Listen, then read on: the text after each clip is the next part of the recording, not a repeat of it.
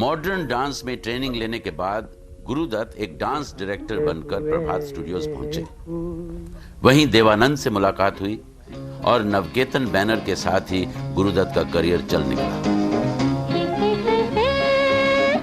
भले ही शुरुआती फिल्में हल्की फुल्की थीं, फिर भी एक सुलझी हुई आर्टिस्ट्री की झलक साफ थी।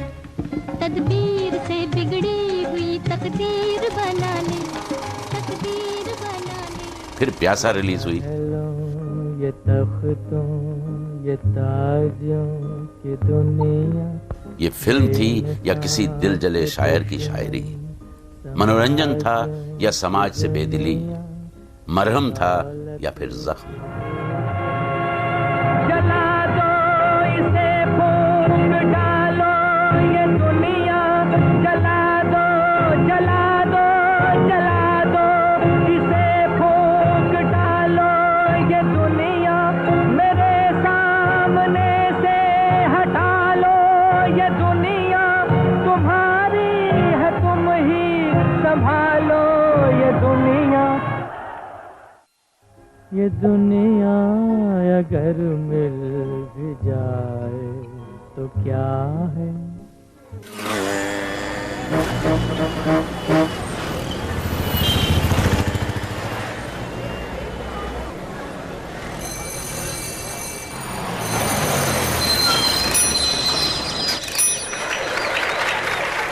प्यासा में विजय का किरदार गुरुदत्त की अपनी पर्सनैलिटी से भी मेल खाता है। अचरज की बात यह है कि जिस तरह विजय को अपनी जिंदगी के दौरान कामयाबी नहीं मिली, उसी तरह अपने जीवन काल में गुरुदत्त को भी वो दर्जा नहीं दिया गया। गुरुदत्त का जीनियस उनकी मृत्यु के कुछ सालों बाद दुनिया पर जाहिर हुआ। गुरुदत्त की फिल्मोग्राफी में कागज के फूल को एक अलग ही मुकाम हासिल है। शायद इसलिए क्योंकि फिल्म लगभग ऑटोबायोग्राफिकल ही थी। जी हाँ, ये एक फिल्म स्टूडियो में दाखिल हो रहे हैं। इस स्टूडियो में न जाने कितनी पिक्चरें बन चुकी हैं, बन रही हैं और बनती रहेंगी, लेकिन ये स्टूडियो नहीं बदला और न ही यहाँ का माहौल बदलता है। सब कुछ वही है, सिर्फ पिक्चरें बदलती रहती हैं यहाँ और पिक्चर बनाने वाले बदलते रहते हैं।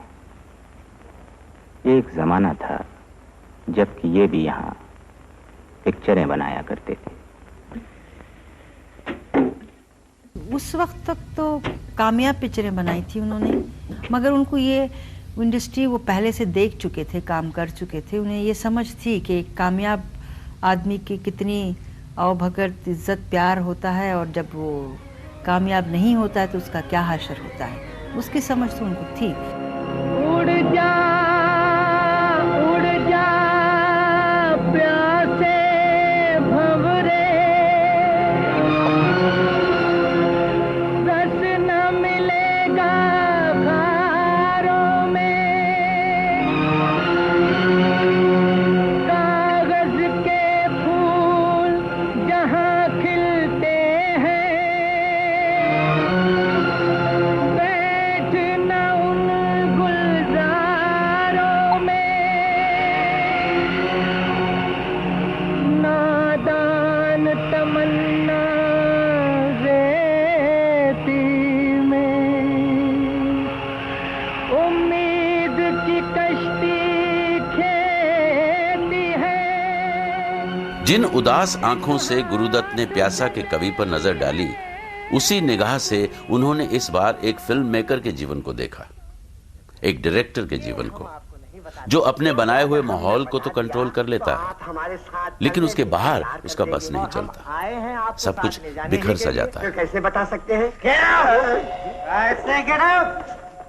He had a personality that was exceedingly sensitive, very, very sensitive to even the subtlest nuances. And I think he also had what one might call a fairly fragile self-esteem, you know, which is what caused the depressions, I think. फूल थे दामन में या कांटों की भी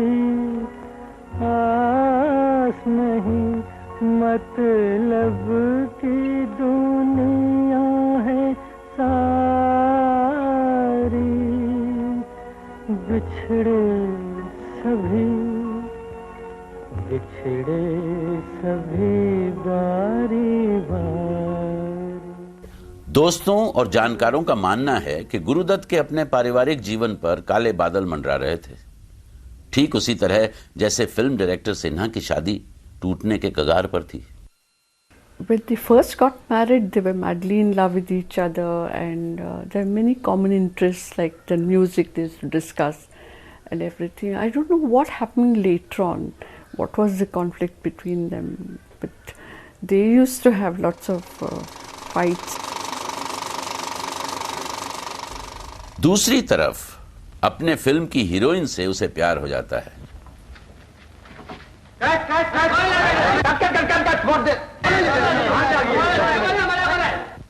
अबे ओ मूसा, किस अनारी एक सौ के बीच में भेज दिया?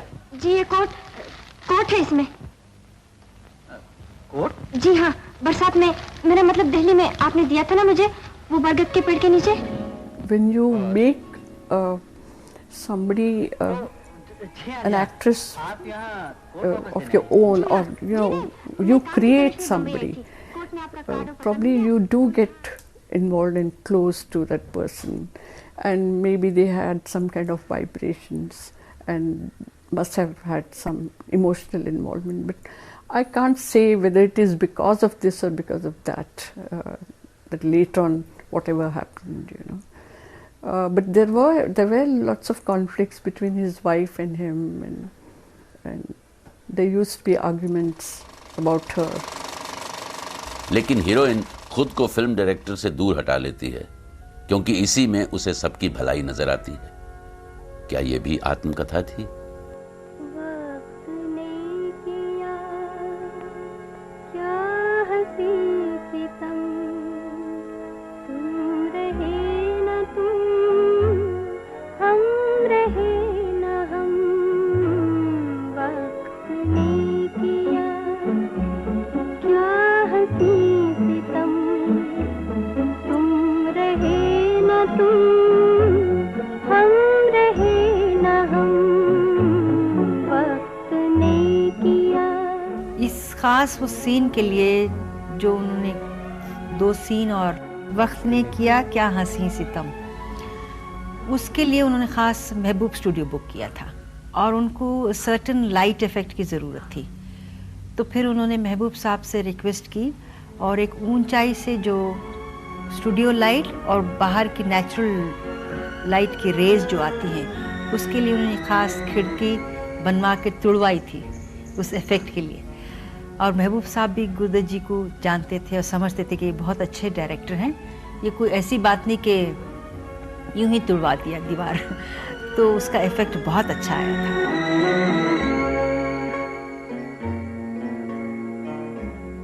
बेकरार दिल इस तरह मिले, जिस तरह कभी हम जुदा न थे। बेकरार दिल इस तरह मिले, जिस तरह कभी हम जुदा न थे। तुम भी खो गए, हम भी खो गए, एक राह पर चल के 2 कदम। आज इस बात पर आम राय है कि कागज के फूल वक्त से पहले बन गई, लेकिन उस वक्त फिल्म नहीं चली। गुरुदत्त को बहुत बड़ा धक्का पहुंचा, वो टूट से गए। Funnily enough, he wasn't recognized that much when he was living, as much as his reputation grew to worldwide proportions. At least 10 years or 15 years after he passed away. But also don't forget that Gurudutt was very young when he died. He was only 39. एक हाथ से देती है दुनिया, तो हाथों से ले लेती है।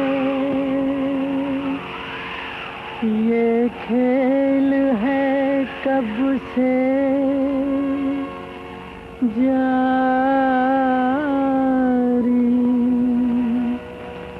है बिछड़े सभी। कागज के फूल जैसी एम्बिशियस और आर्टिस्टिक फिल्म को जब कमर्शियल सफलता नहीं मिली तो गुरुदत्त के पास एक ही रास्ता बचा था कि वो किसी कमर्शियल सब्जेक्ट पर हिट फिल्म बनाए, ऐसी फिल्म जो बॉक्स ऑफिस पर कामयाब हो। गुरुदत्त की दास्तान को आगे बढ़ाएंगे इस ब्रेक के बाद।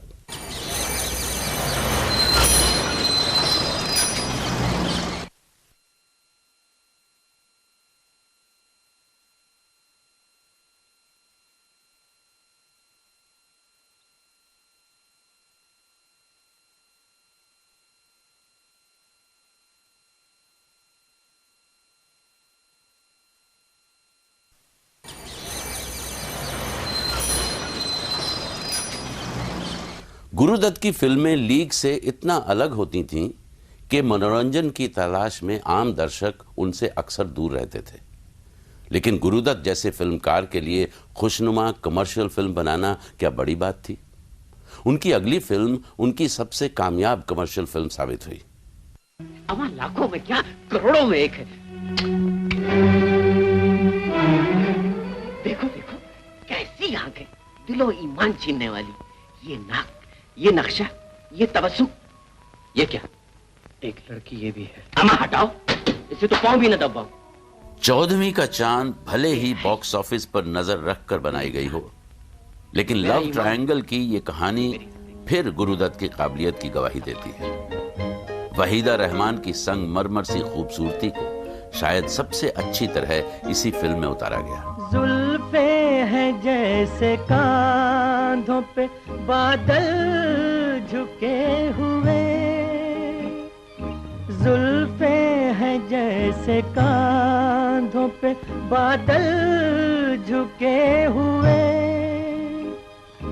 आंखें हैं जैसे मैं के प्याले भरे हुए,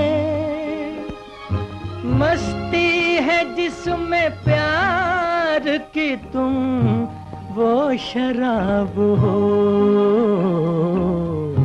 14वीं का चांद हो। हालांकि 14वीं का चांद भी गुरुदत्त की क्लासिक्स में गिनी जाती है, उन्होंने इस फिल्म के लिए डायरेक्टर का क्रेडिट नहीं लिया। जो भी हो, 14वीं का चांद गुरुदत्त की ही देखरेख में बनी। प्रेम त्रिकोण पर आधारित इस फिल्म को एक यादगार मुस्लिम सोशल माना जाता है। मिली खाक में मोहब्बत, जला दिल का आशियाना, मिली खाक में मोहब्बत, जला दिल का आशियाना, जो थी आज तक हकीकत वही बन गई फसाना, मिली खाक में मोहब्बत। लेकिन कमर्शियल कामयाबी गुरुदत्त को ज्यादा देर प्रभावित नहीं कर सकी। अपनी अगली फिल्म के लिए उन्होंने जिस सब्जेक्ट को चुना उसमें एक बार फिर काले सायों का अंदेशा था। एक ढलते हुए सोशल ऑर्डर की कहानी थी। इस बेहद खूबसूरत फिल्म पर चर्चा करेंगे ब्रेक के बाद।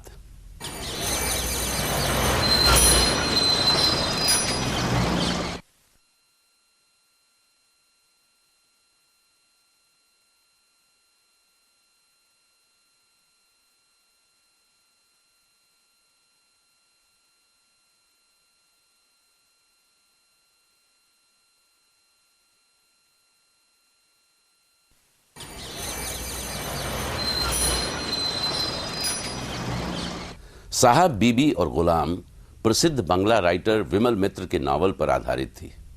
जमींदारी प्रथा के गिरने के साथ ही एक पढ़े लिखे मिडिल क्लास के अस्तित्व में आने की कहानी और उसके बीच एक फ्यूडल परिवार। चूंकि गुरुदत्त कलकत्ता में पले बढ़े थे, उन्हें शायद ऐसे माहौल की अच्छी समझ थी। साहब बीबी और गुलाम उस वक्त की कहानी है जब जमींदारी चलन अपनी ही ज्यादतियों के भार के नीचे अपनी आखिरी सांसें गिन रहा था। आज नजर मिलते ही लुट जाए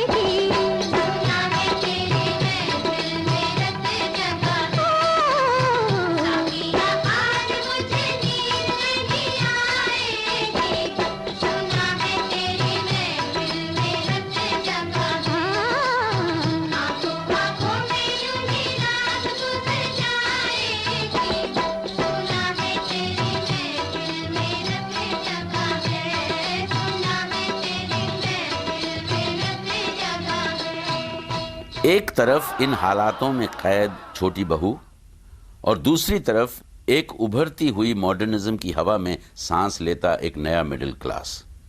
फिल्म उतनी ही पावरफुल थी जितना कि मूल उपन्यास। भंवरा बड़ा नादान है, बगियन का मेहमान है। पहले जब रिकॉर्ड हुआ और सुना गया तो मुझे लगा कि हाय क्या है ये गाना। तो फिर गुरुदत्त जी ने कहा नहीं, जब इसको पिक्चराइज किया जाएगा तो वहाँ वो लड़की पूरा खुल के, क्योंकि ये जो हीरो आता है अपना हमेशा जताती है कि उस पर एहसान कर रही है, उसको घर में रहने की जगह दी है, खाना दिया है। क्या देखते हैं, डरिए नहीं, आपकी जात नहीं जाएगी। जी जी हाँ, जरा जी देख हट के खा सकते हैं आप। एक नया महाराज रख लिया है हमने, परोस भी वही गया है। मगर जो वो अपने आप उसको चाहने भी लगती है, मगर वो कैसे अपना गाने में लिखते हुए उसकी नकल उतारती है, किस तरह वो अपनी ज़बान निकाल के हिसाब करता है तो बाद में जब पिक्चराइज किया तो मुझे खुद बहुत अच्छा लगा। अखियों में रचते चले बच बच के, जैसे हो कोई बेगाना। फिल्म में हर चरित्र को खूबसूरती से उभारा गया, लेकिन छोटी बहू के किरदार में मीना कुमारी दर्शक पर छा जाती हैं। अपने पति को वश में लाने के लिए उस जमाने की औरत का शराब पीना दर्शकों के दिल को छू जाता है। चल रहा है सुहाग मेरा, जो तुम न होगे तो क्या करूंगी, क्या करूंगी।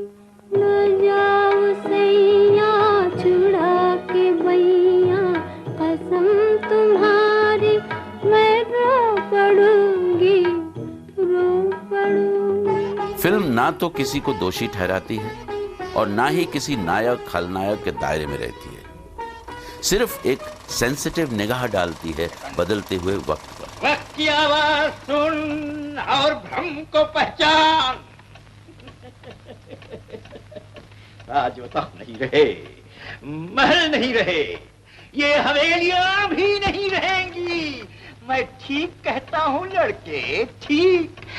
घड़ी भी यही कहती है। सुन सुन टिक टिक टिक टिक टिक टिक टिक टिक ठीक ठीक ठीक ठीक ठीक ठीक ठीक ठीक ठीक ठीक ठीक भाग भाग भाग भाग। साहब बीबी और गुलाम हर लिहाज से एक ऐसे फिल्म मेकर का काम है जो अपनी कला की चोटी पर था। लेकिन अफसोस कि ये गुरुदत्त की आखिरी फिल्म थी। वो काले साए जो गुरुदत्त के दिलो दिमाग पर मंडराते रहते थे, आखिर उनको निगल ही गए।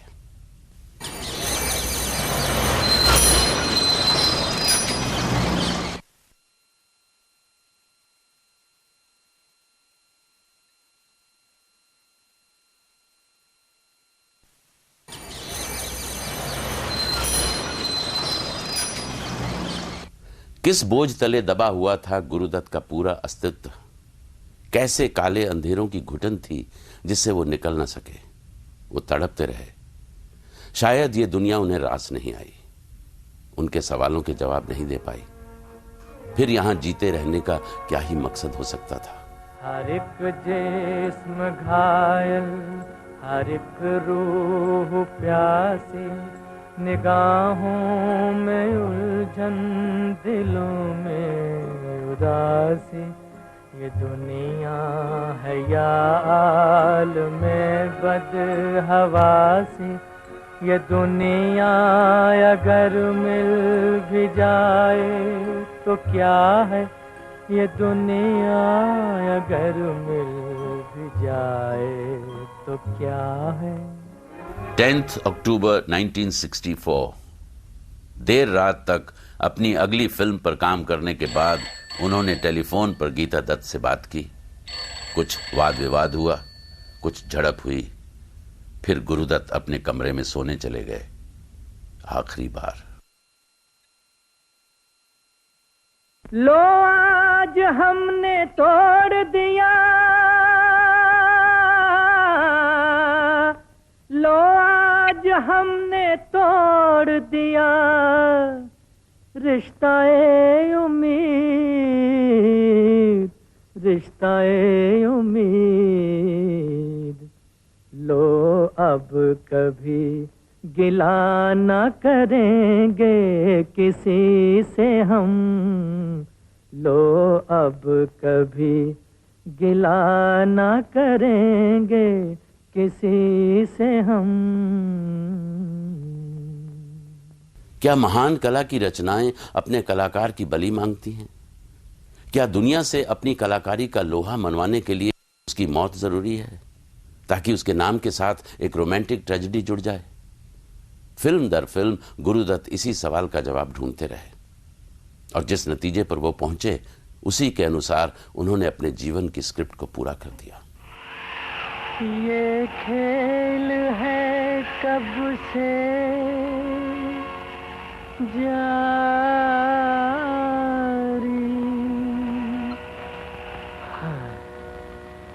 बिछड़े